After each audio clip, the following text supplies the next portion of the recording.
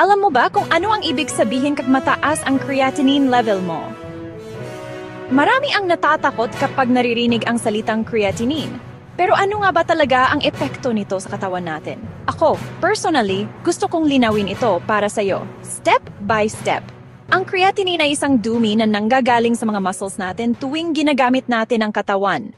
Normal na lumalabas to sa dugo, tapos nililinis ng kidneys at inilalabas sa ihi. Pero kapag tumaas ang creatinine level mo, ibig sabihin, may problema na sa kidneys mo. Hindi na nila kayang linisin ng maayos ang dugo mo.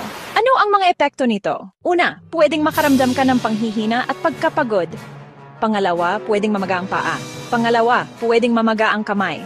Pangalawa, pwedeng mamaga ang mukha mo dahil hindi na natatanggal ng kidneys ang sobrang tubig sa katawan. Pangatlo, pwedeng sumakit ang tiyan mo. Pangatlo, mawalan ka ng ganang kumain. Pangatlo, madalas kang masuka. May mga pagkakataon pa na nangangati ang balat. Nagbabago ang kulay ng ihi, nagiging madilaw, nagiging mapula, nagiging mabula. Pero hindi lang pisikal ang epekto. Pwede ka ring makaramdam ng paggalito. Pwede kang hirap mag-concentrate. Minsan parang lutang ang utak mo. Lahat ng ito dahil hindi na natatanggal ng kidneys ang mga lason sa katawan. Kaya mahalagang bantayan ang creatinine level mo, lalo na kung may history ng kidney problem sa pamilya. Kung mataas ang creatinine mo, huwag mag-panic agad.